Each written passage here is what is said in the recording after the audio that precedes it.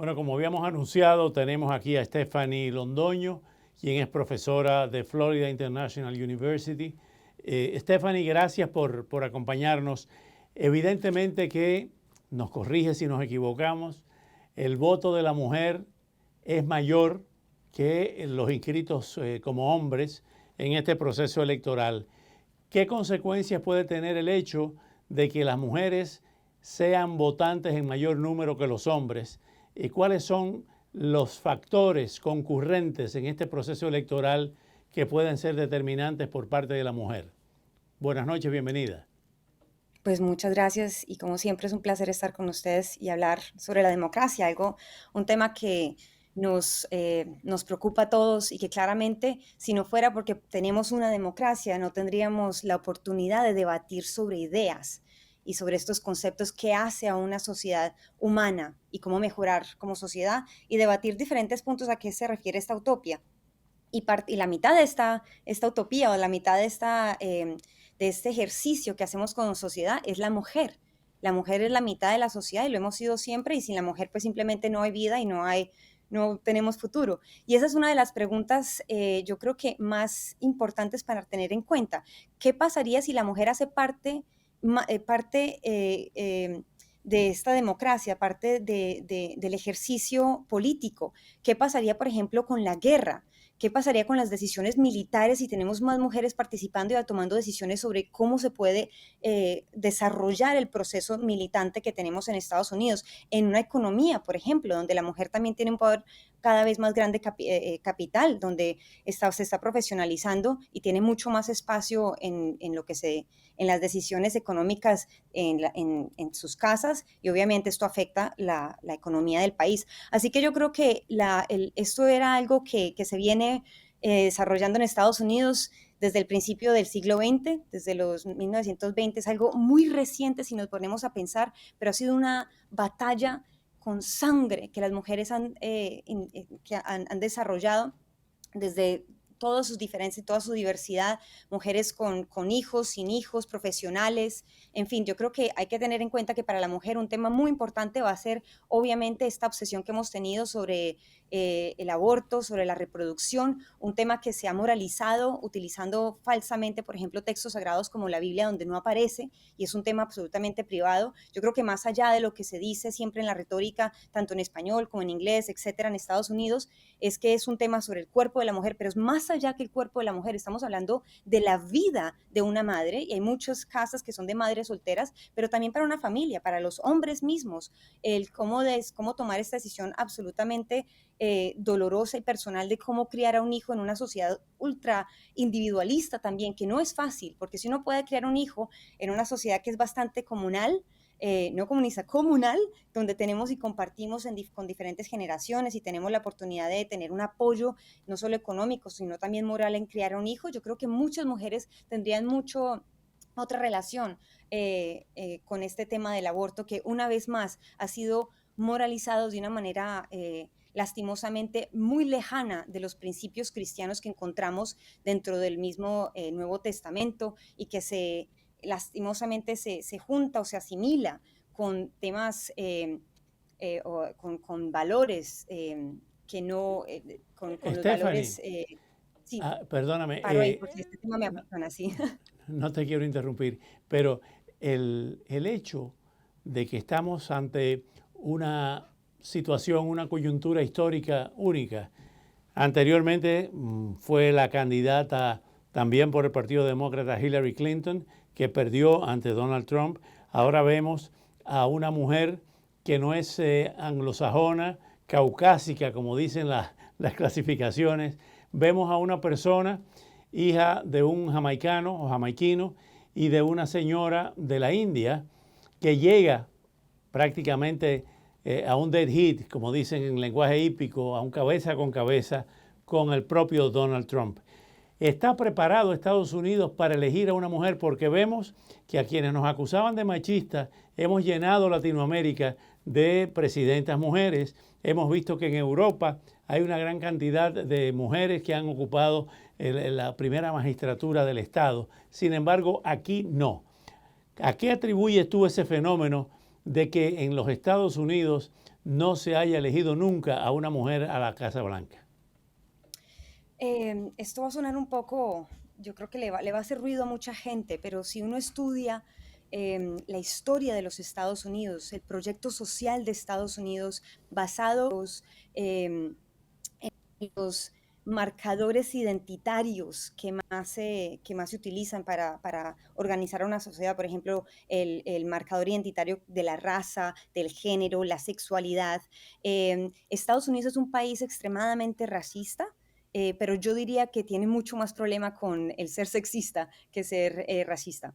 Y el tema o las interpretaciones, digamos, de la mujer en un plano de liderazgo también tiene mucho que ver con nuestra falta de ver a una mujer en un liderazgo también sagrado, por ponerlo en términos mucho más amplios también. Si una mujer, por ejemplo, no ha tenido la voz para interpretar textos sagrados, para interpretar, por ejemplo, o sea, estamos viviendo en un contexto judeocristiano en Estados Unidos, si no tiene el valor, no se le da el valor para que tenga la autoridad de interpretar esos textos sagrados, también esto hace que mucha gente tampoco lo vea digna o con el poder moral o poder cognitivo para también interpretar una constitución. Así que yo creo que Kamala viene siendo una intersección que es el coco para no solamente, yo no creo que esto sea un tema solamente para los republicanos, sino también para el país entero, no importa bajo qué partido estés, demócrata, independiente, no importa, el tema de del sexismo uh, es absolutamente histórico y lastimosamente es bastante culturalizado. Yo creo que estamos viviendo una época bastante interesante donde estamos empezando a humanizar a la mujer y esa es la propuesta yo creo que más radical que ha tenido lo que llamamos, quote unquote, entre comillas, el feminismo, académicamente, digamos, tomando su movimiento, su más rapidez desde Ahora los bien, 60. si tú has señalado que es un país racista, sin embargo, ha tenido logros extraordinarios. Ha tenido un presidente negro, ha tenido ministro de la Defensa, en el caso de Colin Powell, llegando a los más altos niveles. Ahora mismo el jefe del Pentágono es un afrodescendiente. Hemos tenido un desarrollo dentro de la comunidad negra en los Estados Unidos que ha alcanzado las más altas cotas, los más altos niveles de ingresos, de reconocimiento social como en ningún otro país en el mundo. Y a mí me apasiona Estados Unidos. Yo creo que es un proyecto único. Tú no lo encuentras en otra geografía, en otra historia. O sea, este proyecto de multiculturalismo es fácil criticarlo, pero es también es impresionante ver cómo ha mantenido esta continuidad. Y eso es algo que tenemos que recordarnos una y otra vez, que lo fácil hacer una comunidad, un país, es destruirlo. Bueno, tenemos miles de ejemplos de cómo caen civilizaciones gigantes, pero mantenerlo. Y Estados Unidos mantener esta continuidad siendo tan diverso es algo bastante impresionante para mirar y yo creo que es un modelo precisamente para el resto del mundo de muchas maneras. Y estos líderes que acabas de mencionar no han sido gratis, o sea, tenemos que notar que los avances que hemos tenido democráticos, los avances de justicia social para permitir, por ejemplo, la abolición de la esclavitud, la mujer votando, la expansión de la educación, hacerla mucho más inclusiva sin importar de qué etnia vengas, etcétera. Esos son porque estas minorías, estoy hablando de afrodescendientes, también de los indígenas, de los nativoamericanos, que han empujado el sistema judicial de los Estados Unidos para que ponga en práctica lo que tenemos teóricamente tan bonito en nuestra Constitución, que hablamos de una igualdad, pero entonces esa igualdad se tiene que poner en práctica, porque si no hay performatividad, pues entonces estas propuestas bonitas quedan en el aire. Justamente hablando retomando el tema de las elecciones de mañana, ¿cuán determinante podría ser el voto de la mujer si numéricamente están inscritas más mujeres para votar que hombres? Mucho. Y hay una cuestión que yo creo que aterra a muchos, sobre todo republicanos, que son mujeres tradicionalmente republicanas, pero que se han visto bastante alienadas por la retórica tan monotemática y tan militarista y tan, yo creo que de una forma también aterrorizante lastimosamente del candidato Donald Trump.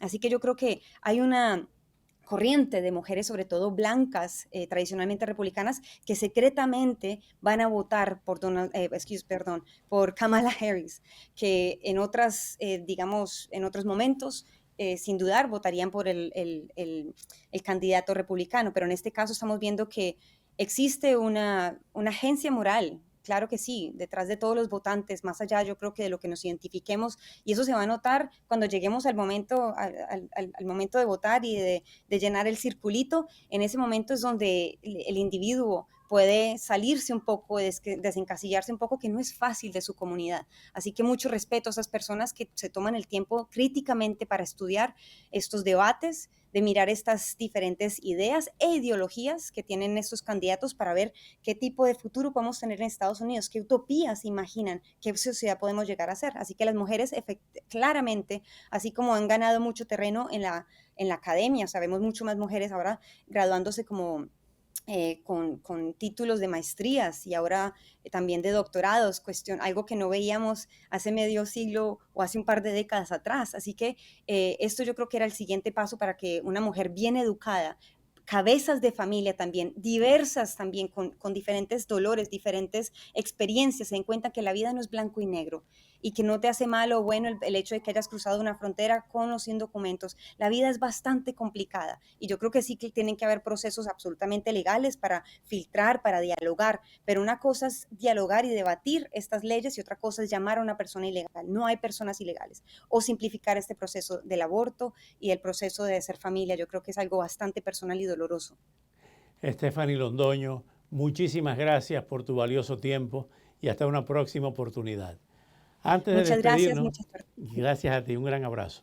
Antes de despedirnos, queremos simple y sencillamente lanzar estas ideas sueltas, no solamente para los que vivimos aquí, para los que hemos tenido la dicha de tener esta patria de adopción, donde han nacido nuestros hijos y nuestros nietos, sino el momento que estamos viviendo, momento histórico, momento culminante quizás, el más emblemático desde el punto de vista del ejercicio de la democracia representativa con su separación de poderes, es precisamente este el momento. Mañana, todos los que no han votado todavía con el voto anticipado o con el voto por correo, debemos acudir a las urnas, a los colegios electorales, a ejercer el sufragio. No solamente por el destino de los Estados Unidos, sino por el destino del mundo.